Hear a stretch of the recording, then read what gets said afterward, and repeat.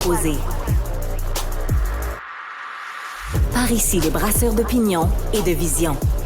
Les rencontres de l'air. Bonjour Marie. Salut Mario. Alors, la ministre de la Famille qui a créé ce matin ou qui a annoncé la création de son comité des sages, 3 personnes qui sont chargées maintenant de se questionner.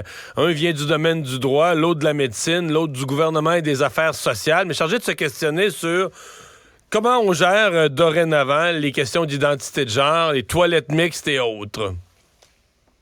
Ouais, ça fait beaucoup jaser aujourd'hui, ça fait beaucoup réagir. C'est ça, c'est dans la foulée un peu de l'ensemble des discussions qu'il y a eu, tu sais, des échanges ou du psychodrame un peu sur les toilettes mixtes. Mais leur mandat, en gros, c'est ça, c'est de se pencher sur comment on enseigne, entre autres, la question de l'identité de genre, comment on devrait le faire, c'est quoi les pratiques dans les différents milieux, comment on peut uniformiser ça. Tu sais, le mandat est comme assez large. Comme tu le dis, c'est 3 personnes, tu sais, sociales, médicales, légales. Je pense que c'était ça un peu l'idée de les regrouper. Bon, t'as vu, ça a fait réagir beaucoup. Parce qu'il n'y en a aucun qui est trans, là. Ben, il n'y en a aucun qui est trans, puis il n'y en a aucun qui est un expert. Tu sais, là, il y a 2 façons de le voir. Mais qui est expert là-dedans? Ben, écoute, t'en as. Moi, je peux te nommer, tu sais, t'as une psychologue qui s'appelle François Soucette, t'as un chercheur universitaire, Martin Blais. À l'UQAM, ils ont une chaire de recherche sur la diversité sexuelle, sur la pluralité. T'en as des chercheurs dans le domaine, t'as des experts dans le domaine. Puis là, tu sais, c'est 2 noms que je te lance comme ça, mais il y en a certainement d'autres. Moi, c'est pas mon champ d'expertise non plus. Mais je trouve ça, tu sais, la communauté LGBT a réagi beaucoup. Je pense que ce qui a fait réagir, puis moi, je dois avouer que ça m'a fait tiquer un peu quand j'ai entendu la ministre dire que c'était pas un comité de revendication puis de représentation, tu sais. Puis je me disais, wow, tu sais, c'est comme si tu mettais, tu sais, l'exemple a été donné beaucoup aujourd'hui, de dire c'est comme si tu lançais un débat sur le droit des femmes ou sur l'avortement, puis tu mettais que des hommes, puis là, l'argument, c'est, ben on met pas des femmes là-dessus parce qu'on veut pas de la représentation pro-avortement. T'sais, je trouve que c'était malhabile la façon dont elle a amené ça. C'est une question peut-être de se sentir concerné.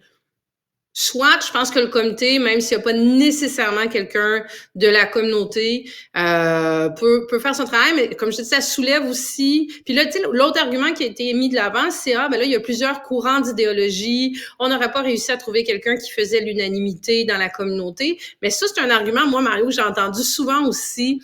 Dans des comités qui ont été formés, entre autres, pour la question des affaires autochtones, la sensibilité autochtone, un réseau de la santé. Puis là, on disait, ouais, mais là, si on nomme quelqu'un de telle communauté autochtone, ben là, ça plaira pas à telle autre communauté autochtone parce qu'ils s'entendent pas nécessairement, puis ils n'ont pas un représentant pour l'ensemble des Premières Nations. Puis je dis, c'est complètement fallacieux comme argument. Tu sais, je veux dire, fais un comité de 6 personnes ou de 7 personnes. T'es pas obligé de le restreindre en termes de nombre pour évacuer puis exclure les premiers concernés. Tu sais, moi, ça, j'achète pas cet argument-là.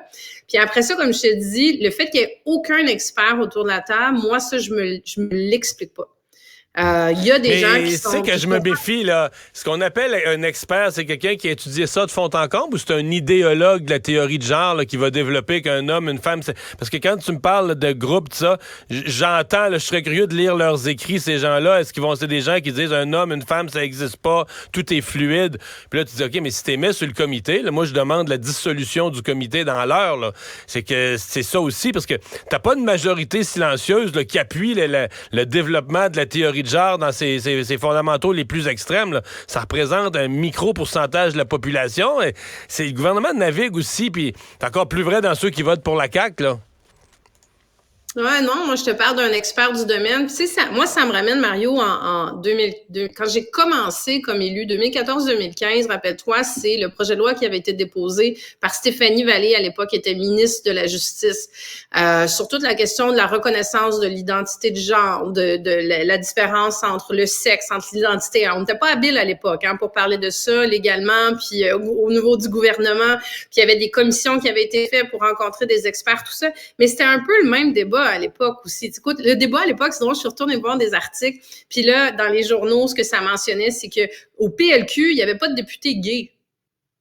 Donc, on pouvait pas vraiment être sensible à la question puis lancer ces travaux-là au niveau des projets de loi, tu sais.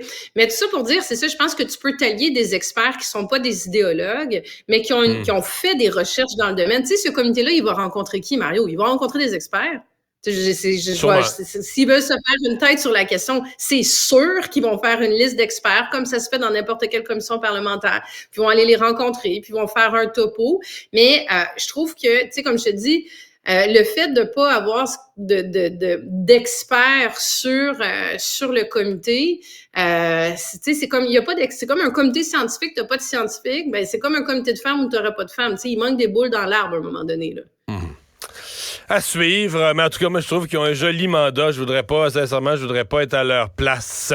Le point sur les négociations. Hier soir, donc, on dit que la présidente du Conseil du Trésor a envoyé un document d'une page et demie avec une proposition verbale. La FAE dit c'est pas yable, mais c'est assez pour qu'on l'étudie dans notre comité exécutif. Mais quand même, depuis la fin de semaine, il se passe quelque chose. On n'est plus comme la semaine passée à une étape où il se passait rien du tout, là.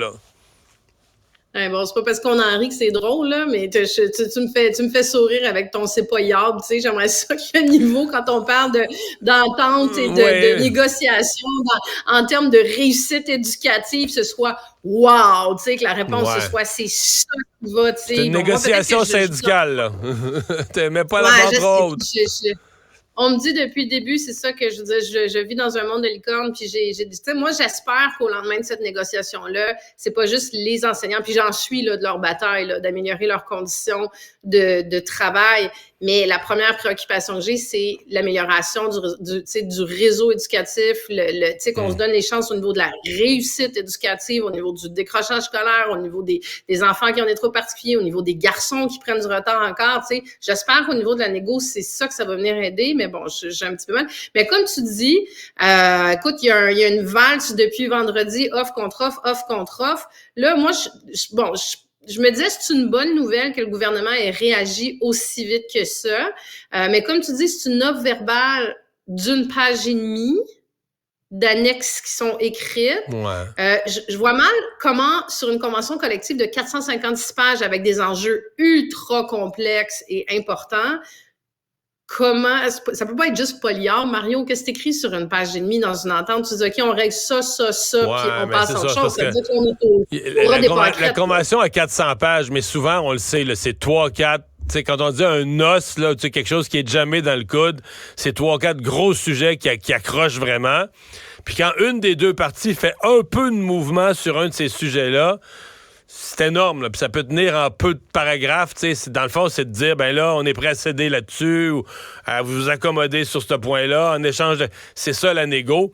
Puis la négo n'est pas sur les 400 pages. On les sait pas tous, mais sur quelques points. C'est encourageant. Ouais, au moins, ça bouge. Au moins, on sent qu'il y a une urgence d'agir du côté du gouvernement qui avait l'air un peu de dormir au gaz, excuse-moi, depuis quelques mois. Là, je sais pas si c'est Noël qui arrive, les très mauvais sondages en cours. Est-ce que c'est la fin de la session parlementaire vendredi qui est pousse dans le derrière, mais là, on sent que le retour du gouvernement se fait très, très rapidement depuis vendredi. Mais là, tu sais, c'est quoi la nouvelle crainte des parents? C'est la course à relais, là, que si cette semaine, on avait, mettons, un début d'entente avec la FAE suffisant pour que la FAE mette fin à sa grève, mais là, la semaine prochaine, c'est les employés de soutien des mêmes écoles qui, eux, sont affiliés à un autre syndicat qui, lui, fait partie du Front commun. Puis c'est le Front commun qui tombe en grève. Donc, tu pourras avoir les enseignants de la FAE qui recommencent à être payés, mais payés chez eux. Parce que l'école est en grève à cause du piquetage d'un autre groupe. Il y a des parents qui commencent à avoir peur de s'il y a cette course à relais, là, chacun son tour en grève, les écoles rouvrent jamais, là. Oui, puis ce dont on parle peu, Mario, c'est qu'à un moment donné où ça va avoir des conséquences. Tu sais, je regardais aujourd'hui, l'épreuve ministérielle de français qui est remise de quelques jours. Là, je pense que c'est juste, en tout cas, pour donner un petit peu d'air aux jeunes. Au cégep, on a l'air confiant de sauver l'automne malgré tout, mais... Oui, mais moi, Mario, là, je continue de me préoccuper là, pour ceux qui ont des examens ministériels là, d'entrée au cégep. Là, les secondaires 4, les secondaires 5, là, qui ont de la physique, les sciences, ça a tout changé de nom, là, le SN, SNT, ST, là, les sciences, la technologie, la physique, la chimie, les mathématiques, qui sont des matières compliquées. Une journée de moins, un cours de moins, 10 cours de moins, 15 cours de moins, il y a un moment donné où ça fait une différence. Rappelle-toi que le ministre de l'Éducation, pendant la pandémie, avait finalement réajusté certains examens, en avait enlevé d'autres, avait changé la pondération. Il y a quelque part où ces questions-là vont devoir se poser si ça perdure dans le temps aussi, parce que j'en reviens à ça. Les écoles privées, là, les étudiants sont sur les bancs d'école. Ah, c'est fou. Les secondaires 4 et secondaires 5 sont en train d'étudier, puis ils vont être confrontés aux mêmes examens que ceux du public, qui, eux, sont à leur 3e semaine sans enseignement. Ouais, très bonne réflexion. Merci, Marie. À demain. Bye, Mario.